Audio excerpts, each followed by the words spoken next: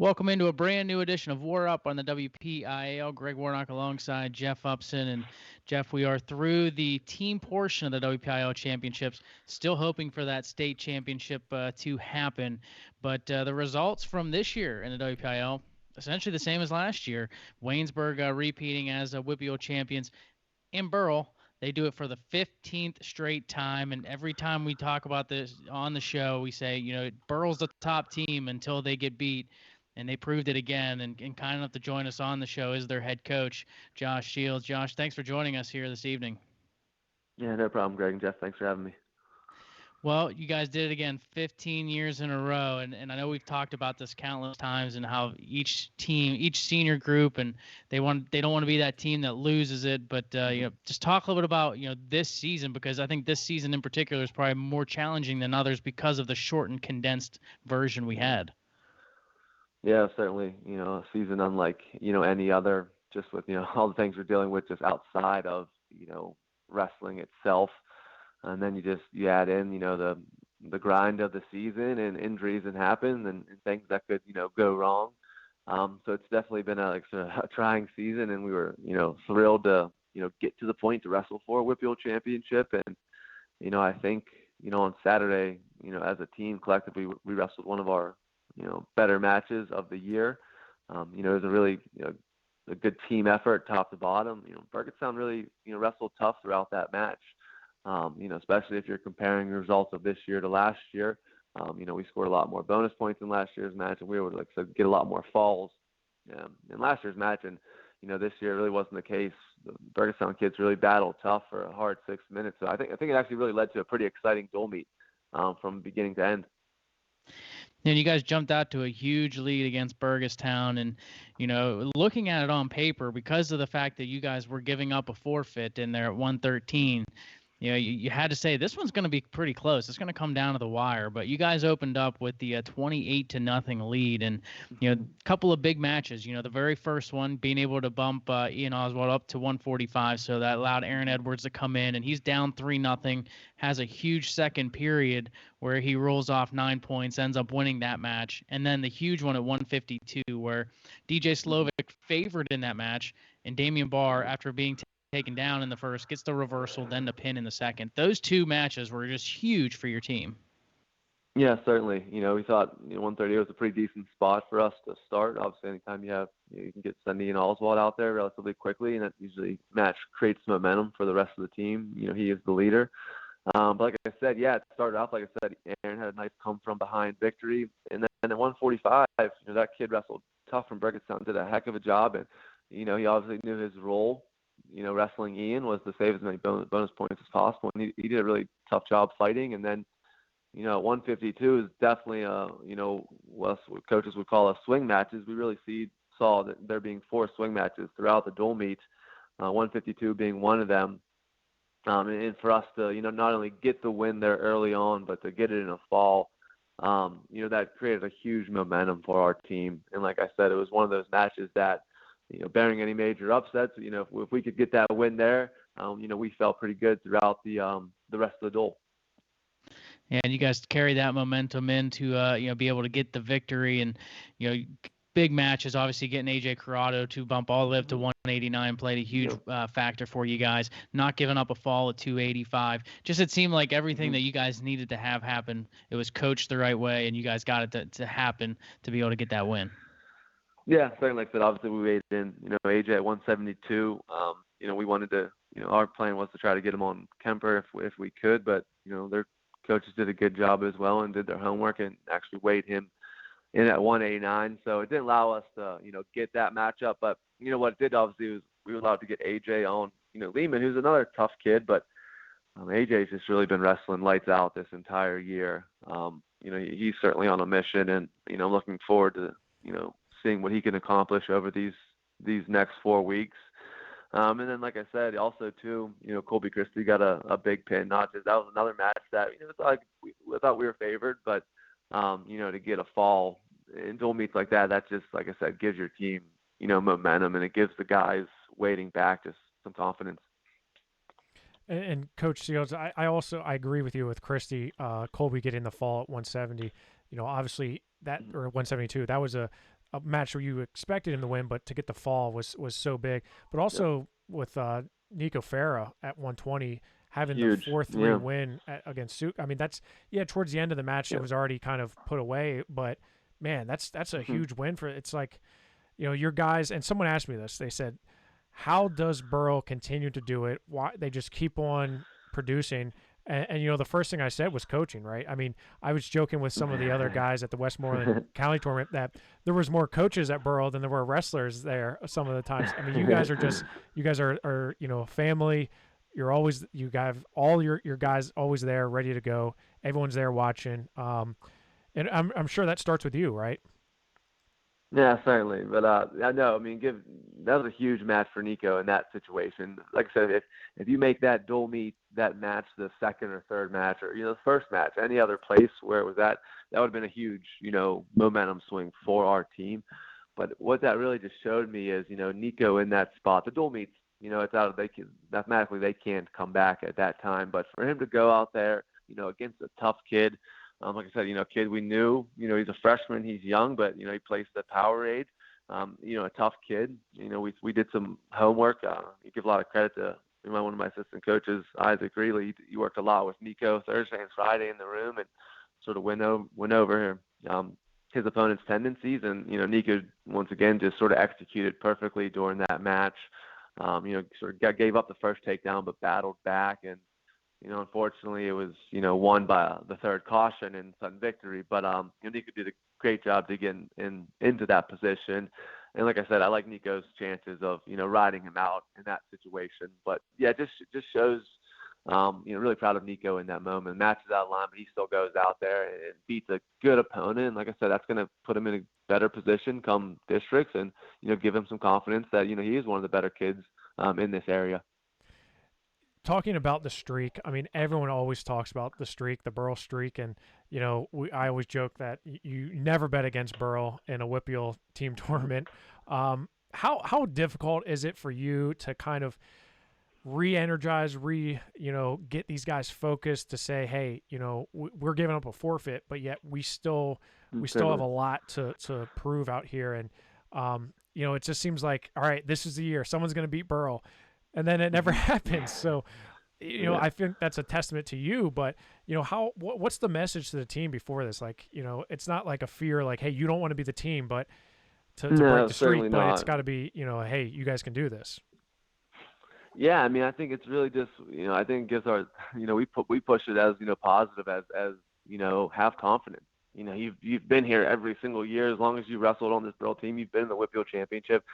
We wrestle in tough dual meets against some tough competition. So you've been in these, tough situations before. And we always say, the 6 minutes is nothing compared to what you go through Monday through Friday at 5:30. So, wrestle with confidence out there, believe in your conditioning, believe in your technique, and go out there and just execute for 6 minutes. Like I said, it's relatively easy compared to, some of our practices and, like I said, some of the other situations. So wrestle with confidence out there. Don't, I think our kids do an excellent job of, in those big matches, not freezing up and just letting it go. And, I think you see some of our kids' best performances, in the WPIAL championship, in those big matches.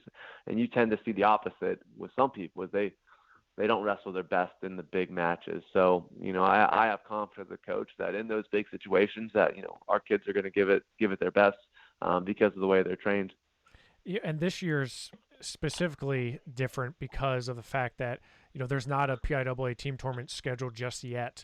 How difficult is that for you to not only the uncertainty of having a team tournament, but keeping those guys around that may not make it past regions to say, hey, we got to come back and wrestle in the team tournament should there be one. I mean, that's got to be crazy to think of. I mean, I know WPIAL was the focus, but looking ahead, it's got to be difficult to keep those guys motivated. Yeah, like I said, it's going to be 4 weeks that we're going to sort of shift gears a little bit and focus on accomplishing our individual goals. But like I said, at the back of their minds, obviously, is going to be the state tournament, which concludes after the individual season.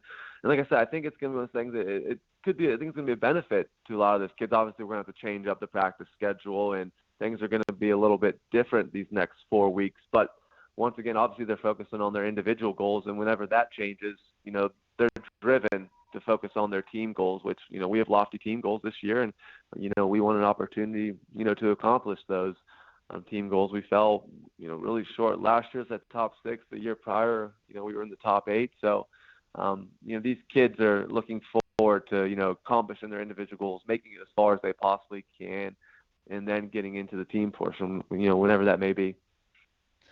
And talk about the individuals, action starting here in just a couple of days on Tuesday. It's going to be intense, from wrestling a round robin tournament in the subsection to then, the not many qualifiers advancing like we've seen in past years. Talk just about, what it's going to be like to kind of coach through that these next couple of weeks.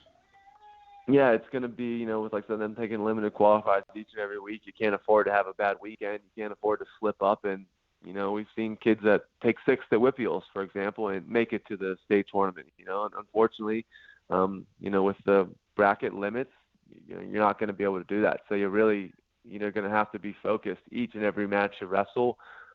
Seeding, not seeding, but, the basically getting seeded from the week prior, the competition prior is going to be critical. You're going to want to put yourself in the best position as possible.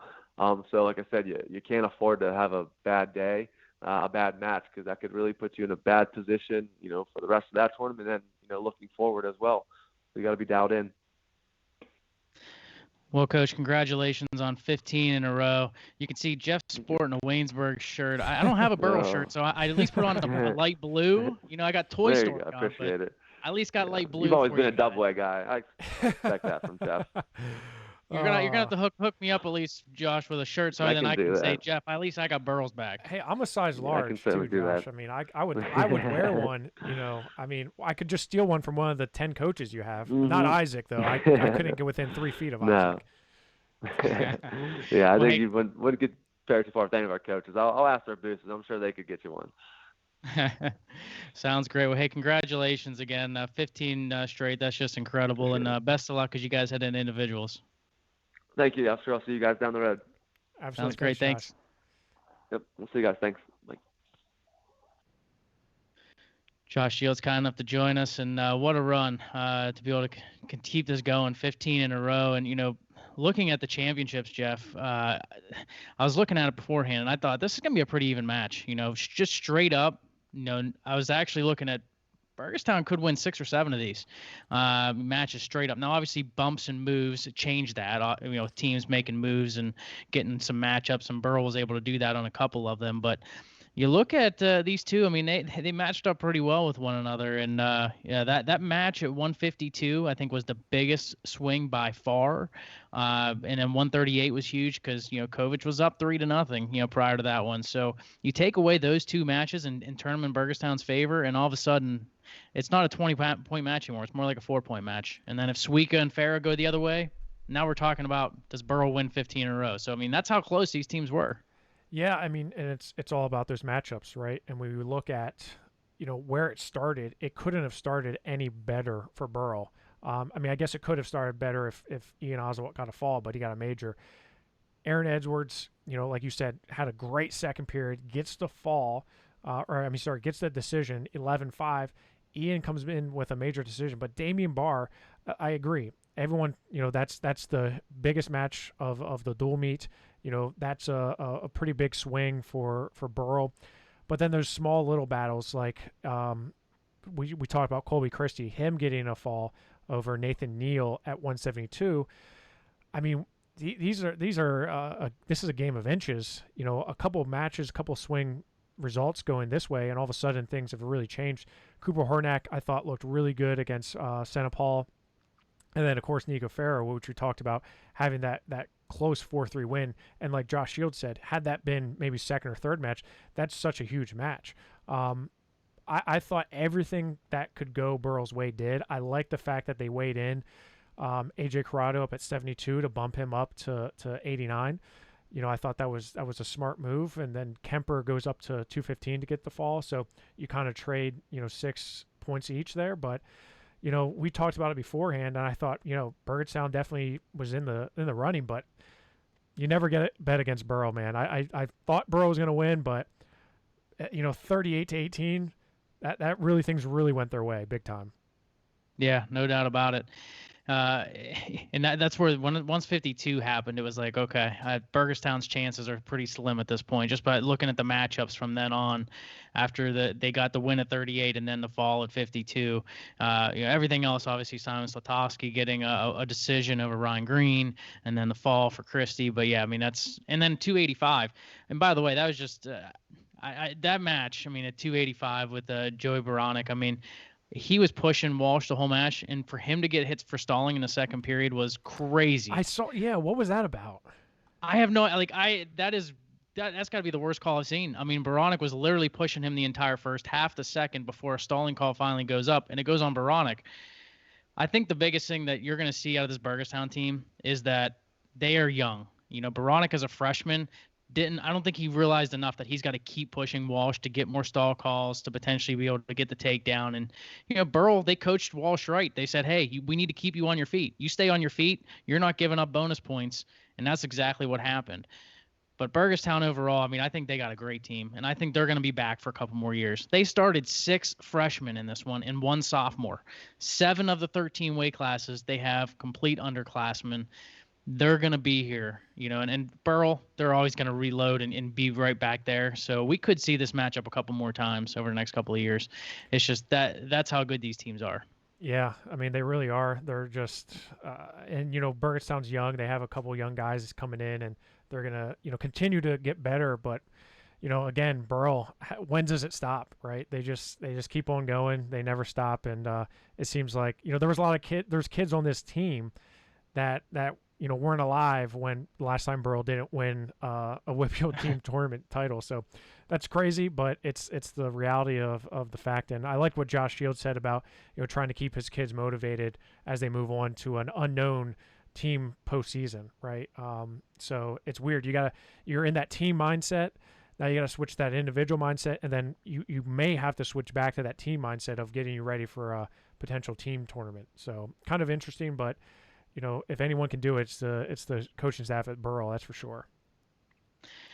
You look at the rest of the AA WPIAL championships, and really, I think the one big surprise, not really much of a surprise, Quaker Valley winning their section, but Burgestown winning theirs. Best Center got the 3 seed because Best Center had beaten Mount Pleasant. Mount Pleasant had beaten Quaker Valley, so that's why they were 3, 4, 5 and stacked up that way. Montour had a good tournament to finish in the second place in their section. Quaker Valley getting a big win over Mount Pleasant to avenge that loss, and then they challenged Burrell in the semifinal.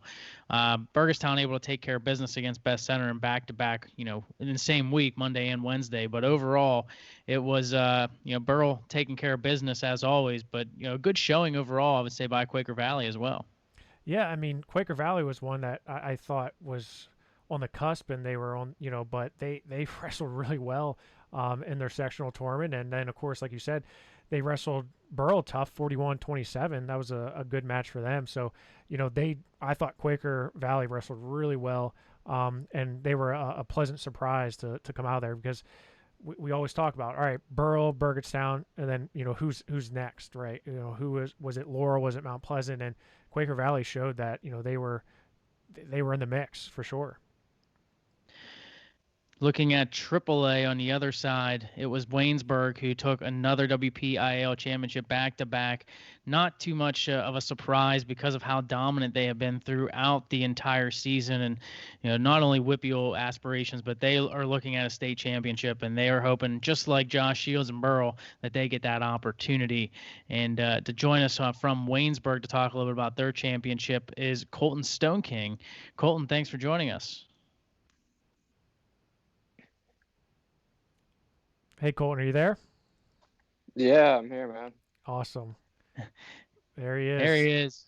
Yeah, I'm here. How's it going, Colton? Going good, man. Congratulations on winning a WPIAL championship. Thank you. Well, talk a little bit about how it went down. I mean, you guys had a great, excellent run. Obviously, it wasn't close as far as the championship match, but I think a lot of teams coming into it kind of conceded the fact that Waynesburg being the strongest team coming in, to the season and going to run away with this one. But how does it feel to get that WPIAL championship, off your, on the books and now moving on to the next phase? It's definitely good. Our coaches are always, preaching getting good competition. I mean, that wasn't what we expected to see Seneca Valley do, not send out any starters or anything, but, we still took care of business, and now we're just ready for individuals. And you had a great individual season as well, obviously having a great Powerade tournament. And Jeff and I have talked about how, you've had a tough time finding your spot, but now you've had it and now you're taking full advantage of it. So just talk about your season and how things are really going for you and what you're happy about so far to this point. Yeah, I mean, I've been happy about everything, Past 2 years have been tough on me. I haven't really had my, spot in the lineup. I've been behind, all those guys, Hammett, Welsh, Henson. But now that I have my spot, I definitely feel good. Down at 132. I'm happy with my season. I'm blessed to compete. I'm ready for what's to come. And when I look back at Colton, your kind of trajectory towards where you're at now, a lot of it started down at Super 32, right? You had a great Super 32 tournament. Last year you wrestled up as high as 145, and now, like you said, you're settled into your weight class. What was the mindset coming into the season? Because you turned a lot of heads down in Myrtle Beach. That had to feel pretty good for you coming into this season, just getting ready to go. Yeah, I mean, wrestling those bigger guys last year, and all those big names really helped me a lot with my mindset. Coming to this season, I mean, the same thing. I just wanted to have fun this year, same as always. But yeah, those started at Super 32. I lost my first match. I battled back.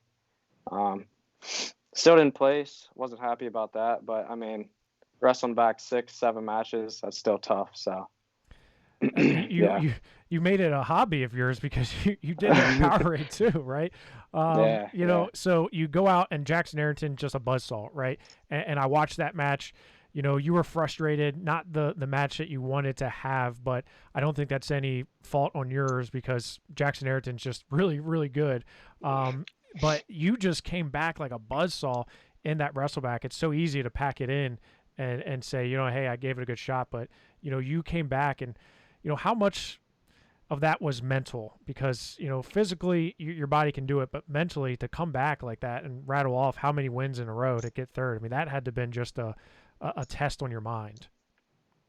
Oh yeah, for sure. I mean, losing that match at Arrington, seeing that I got Arrington first round, right. I was like, holy crap, like what? But I mean, yeah, he's tough, real tough. I dropped down as soon as I lost that match. My coach said, "You can win the Ironman award, take third." Yeah. But yeah, all heart. It was all heart, man. And that match with Nate Roth, all props to him, but that's very unfortunate. I was trying to wrestle, but the guy, he wouldn't let me up. So, props to Nate Roth, but it was all heart. All after that, yeah. When you look at the team, right? You got Mac Church, you got Rocco Welsh, you got Wyatt Henson, you got guys top 5, top 10 in the nation. Luca, right? Cole, all these guys, and here you are, and you're trying to kind of mimic those guys. I feel like in that room it's dog eat dog kind of mentality, and it's like your round robin's got to be crazy. It's almost like you got to stay alive. It's got to be making you a lot tougher just going down these last couple years. Oh yeah, for sure. That room every single day, we're just a bunch of killers, man. Every single day we're actually ready to kill each other. Like, it's crazy. And our coaching staff is awesome. Just everyone in the room. It's a great atmosphere. We go hard every single day. Morning practices. But yeah, it's awesome, man. Just to have the opportunity to be around all these guys. I love it. So you guys hate each other in practice, come out the door, you guys love each other again? Yeah. Well, you guys have individuals coming up, and it's going to be, one after another. You got subsections coming up on Wednesday, going to wrestle, 5 different matches, and then right into sections on Saturday before you get into that every weekend wrestling action. And not as many qualifiers, so it's going to be, obviously tougher to advance each round. But just, talk a little bit about, what the challenges may be coming up here in the coming weeks for you guys. It's definitely tough this year, with COVID and all the restrictions and stuff. But I mean, we just got to keep doing what we're doing, wrestle tough.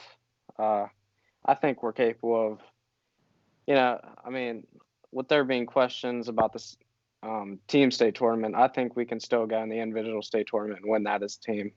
But yeah, it's definitely different. But I think we're ready. We've trained for this our whole lives. Well, we agree with you. We think you guys are the best in the state, and we're hoping that you get that opportunity here after individuals. So we'll see what happens, but fingers crossed that everyone can stay safe and healthy throughout individuals, that a team state championship can happen. Yeah. Congrats on the WPIAL championship, and best of luck as you head into individuals. Thank you. And Jeff, I like that shirt, man. I knew you would. I knew you would. Shout out Mac Church. Mac Church gave it to me. I was like, I gotta rep it. I gotta rep it on the show today. So I knew you guys would like it. But yeah, appreciate Colton. You're doing a great job this year. Keep it going. Thank you, man. Thank you guys for having me. Of course. Colton Stoneking kind enough to join us on the show, and I gotta figure out how I gotta get one of those. It looks good on you, man. It looks good. Thank you. I mean, I feel good. I mean, it fits nice. I had to change because I was wearing another shirt on our Power Hour talk. I was wearing the Central Mountain shirt. I was like, I gotta bring out the big gun here for my Waynesburg peeps. Waynesburg, they're a fun team to watch, man. They're really fun. They're really dominant, and they just, like Colton said, they don't lay down for anybody. They're so, ever since True Power, when we were able to host a bunch of Waynesburg guys, you could tell just the team dynamics, and really kind of started last year in Hershey after they lost. They've really been, that has not settled in them yet. They've been really still focused in on that, leaving Hershey with unfinished business. So it's just kind of transgressed into now when we talk about the team aspect of it. Winning this WPIAL title was one stop on that journey, that trek to a state title. But man, they're fun to watch. They bring it every match. They're guys, they wrestle hard. So I definitely believe Colton when he says that those guys literally try to kill each other in the room. I could see that. I can see those guys really going after it, and it shows on the mat. It's very hard to get as much talent as Waynesburg has on one team, but then in addition to that, to get them all to line up in the weights as well, because they're not having two guys weighing at the same weight class. Everyone has their own spot, and they're going to come at you. I mean, no matter what team comes to wrestle Waynesburg, it's going to be, this is our lineup, come beat us. Yeah. You can bump around, you can do whatever you want, but this is our lineup. We're not making any changes. Yeah. And really, other than maybe sliding Darnell Johnson in and you could bump Luke up, I mean, there's not really much else you can do on movement side. They're going to come at you exactly with the wrestlers they have. Yeah, I mean, it's like they go toe to toe and they say straight up, come and get us. Darnell Johnson has, he had a good match against Seneca Valley, but other than that, there's really not a lot of wiggle room, and there's really not a lot of guys that they're inserted into life. Like we talked about Burrell and how that's kind of a chess match. With Waynesburg, it's not a chess match. It is straight up mano y mano, right? You know what you're going to get, 106 all the way through 285. You know those guys. So it's kind of cool to see how they do that. And I really don't think there's a team in the state that can match them personally. But we'll find out to see if there is a team tournament that happens. Again, I kind of talked about it on the Power Hour show with Eric, but the rumors I'm hearing, the things I'm hearing are it's going to happen.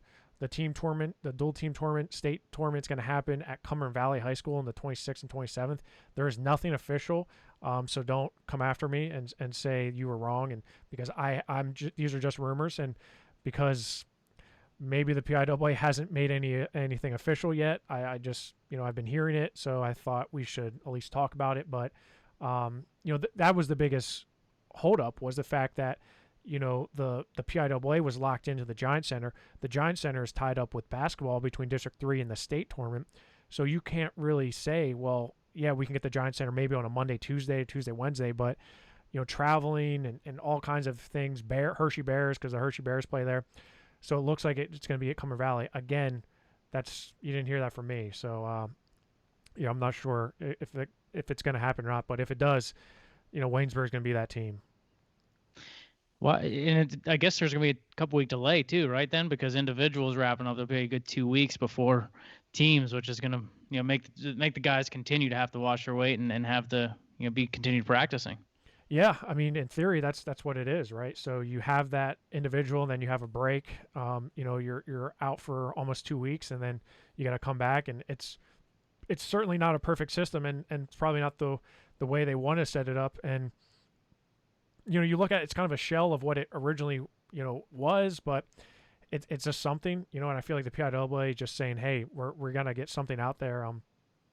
Whether it works or not, I don't know. It's yet to be seen, and whether teams are actually going to compete in it. Because look how many teams and districts are just saying, we're not really too worried about that. We're not kind of focused on that. Let's just kind of, focus our individuals and go from there. But if there is one, and if Waynesburg's going, they're going to be the favorites. I said it before. You can mail them the WPIAL championship.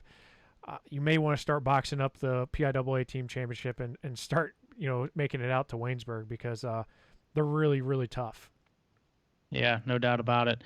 And that's the thing with the WPIAL teams. I mean, they're going to go out there to compete if there is one. So it's great that at least they're going to have potentially something on the books. So you look at the Waynesburg run, and you heard Colton say that they weren't really expecting Seneca Valley to send their backups out there, and resting a lot of their top starters, Alejandro Herrera Rondon, Dylan Chappell.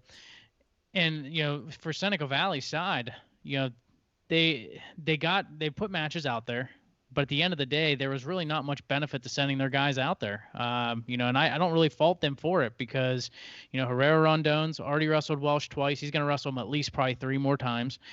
Chappell's already wrestled Stoneking. He's probably gonna have to wrestle him again as well.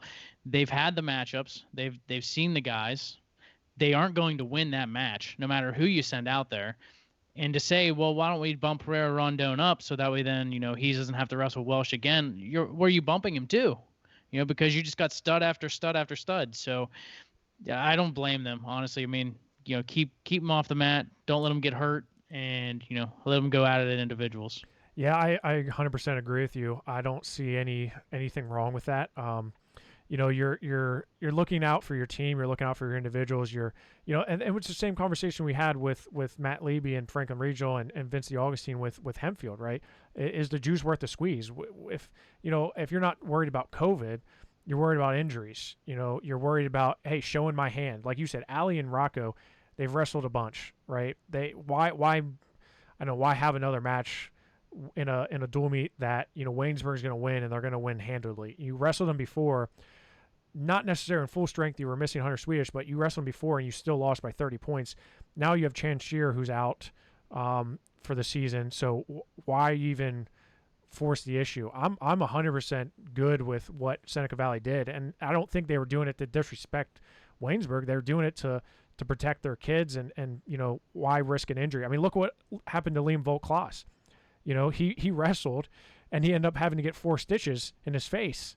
I mean, now he's going to have to wrestle the individual postseason with a mask on. So you look at, is the juice worth the squeeze? I would say that's probably, one of those instances where I would say, hey, Kevin Wildrick and his staff, I think it was the right call for them. It's a team choice. It's an individual, sport. And we talked about how good Waynesburg is. They knew the writing was on the wall.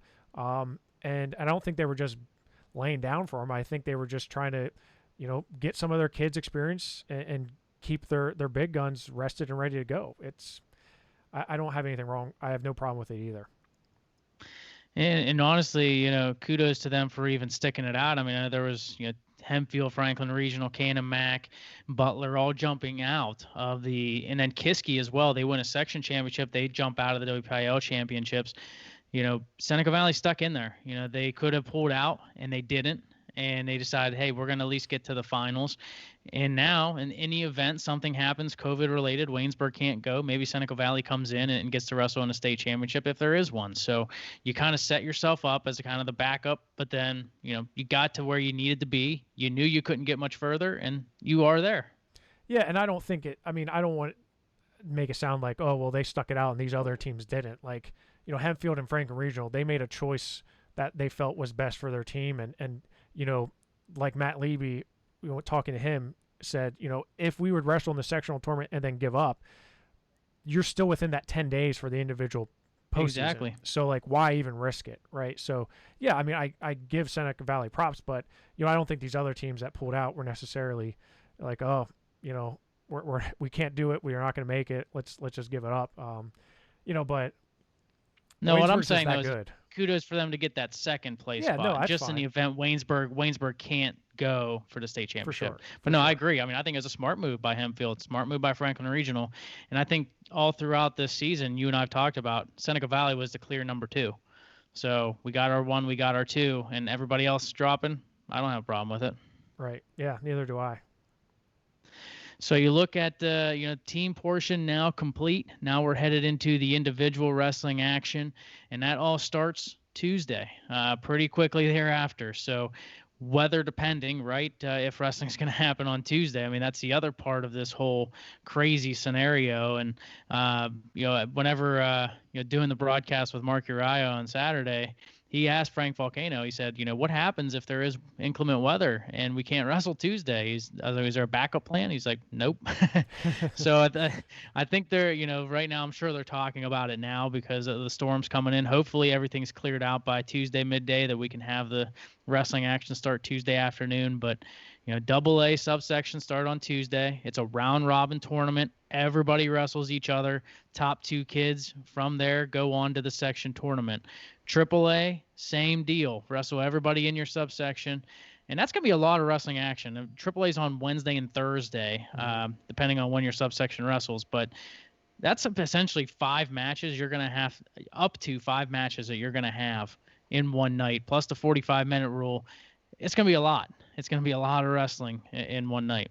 Yeah, they're going to be there till 10:30 at night. I don't know what time it starts. Least. Do you know what time it starts? I think it started at 5. Yeah, that's 5 a o'clock. long, with the 45-minute wait. That's a long night to go, into wrestling. And then, you look at some of the sections that are wrestling or the subsections that are wrestling, that night on the 18th. You go back and you have one day of practice on the 19th, and then you're right back to work. You have your sectional tournament on the 20th then. So, I understand what they're trying to do with the round robin tournament, getting those top 2 out of the subsection into the sectional tournament. But, it's a quick turnaround for those teams. And then you throw in the weather. Man, this is like, what if you don't have school Friday, and you wrestle Thursday night? You're not going to get a practice in until before the sections start on Saturday. I don't know. But look at AA too. You're wrestling your subsections, your sections, and your WPIAL all within 4 days. So yep, it's a, for all the wrestling we missed, you're going to be getting a lot here in just a short period of time. And after once you get through this week, then it's only Saturdays from here on out. So you're kind of back into that normal grind, and actually you're getting less because because of the fact you're only having to wrestle one day on Saturdays and they're smaller tournaments. But with that being said, this week is just going to be a lot here this week. So before we break down how many kids are going to be advancing, let's first turn it over to Nick Fuller of the Tactical Mind to let him share what he's got going on. This is the Tactical Mind, and I work with athletes in the field of sports psychology as a cognitive performance coach. Within 5 minutes of talking to a parent, they make the connection right away that this would be great for my kid to have when they're in college, when they're just going through the ups and downs of high school. Who wouldn't benefit from having more self-awareness? Who wouldn't benefit from having the ability to self-regulate our emotions and our counterproductive thoughts? Who wouldn't benefit from having more optimism, not just on the field, but in life?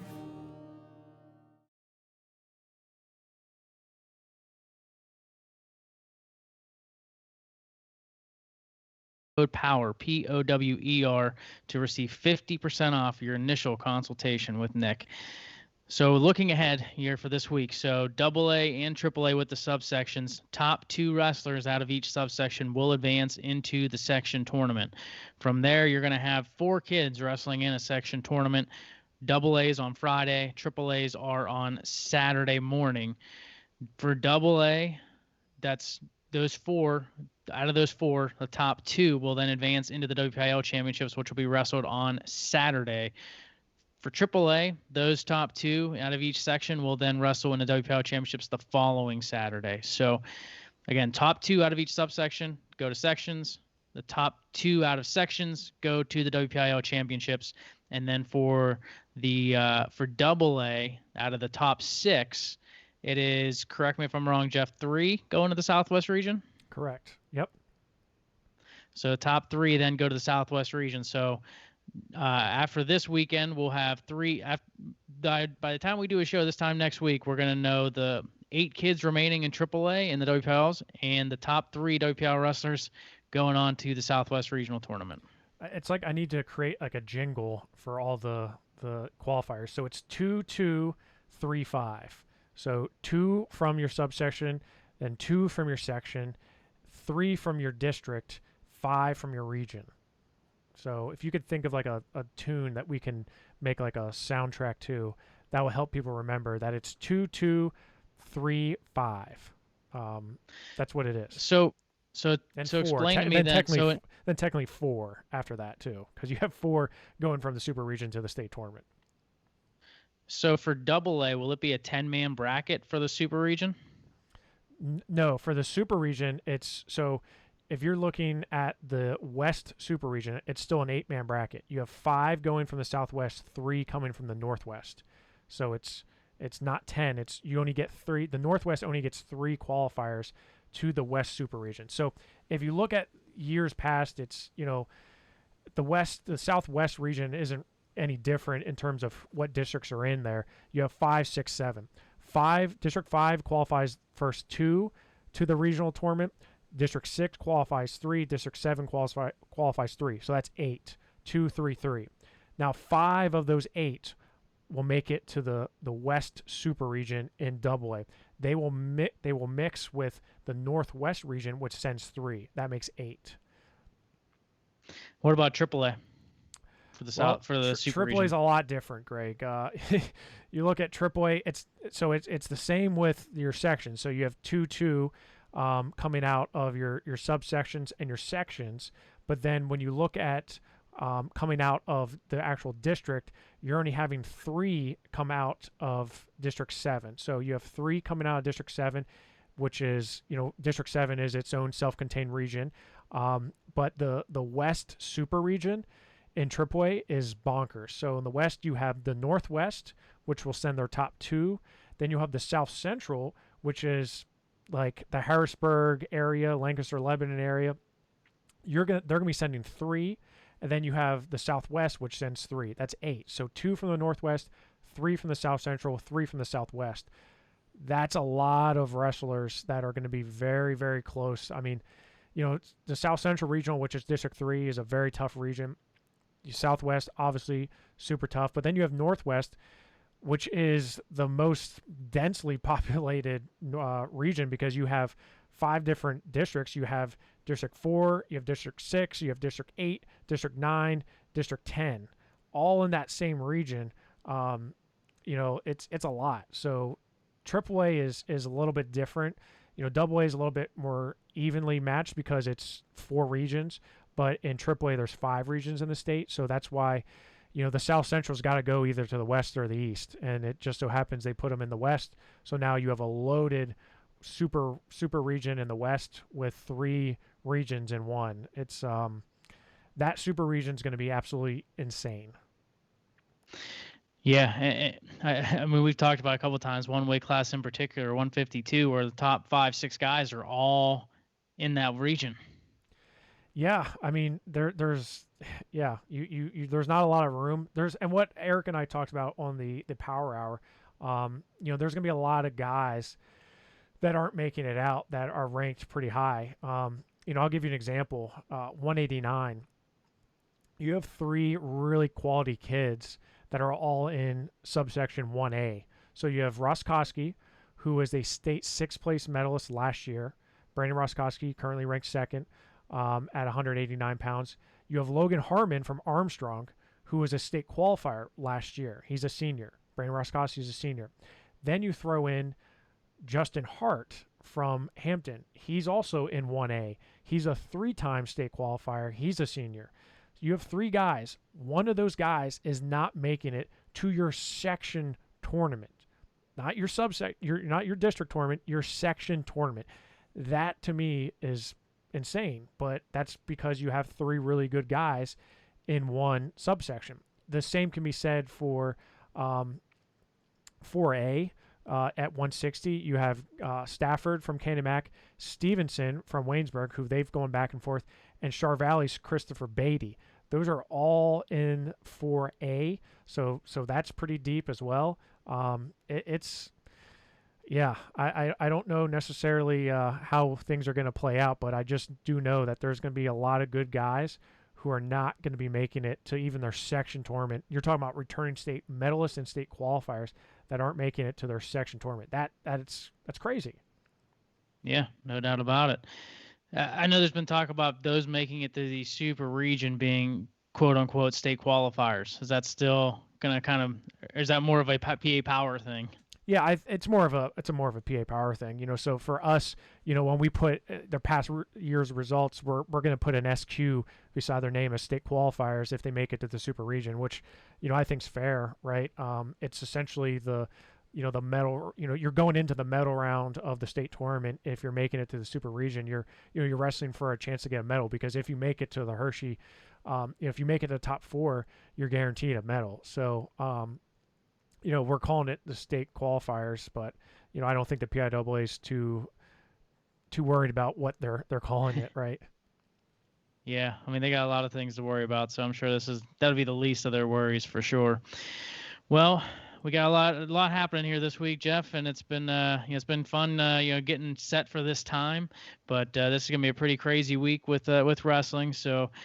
Everybody just buckle up, stay with us. We're going to provide as much content as we possibly can throughout this entire week. And Jeff and I will be here next Sunday around the same time to wrap things up from what is going to be a crazy week and just get you set for what will be, the eliminators, coming up here with the Southwest Region and WPIAL Championships that following Saturday. So it's like clearing hurdles, right? You're just clearing hurdles every week, and you're trying to get through, to the next round and just advance. And it's going to be tough for these teams. And one thing I want to mention before we go is some of these injuries that we're seeing. Chan Shearer, as I mentioned, from Seneca Valley, return state qualifier, a guy who was top 10 in the state all year. He's out.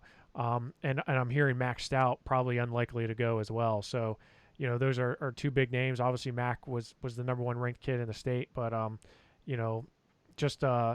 it's a tough thing, right? And we talked about why rest these guys and why not wrestle your starters. It's like, well, these are things that now you're not only dealing with COVID, but you're dealing with injuries. You're dealing with weather. It's just like everything that the universe can throw at you, the universe is throwing at us.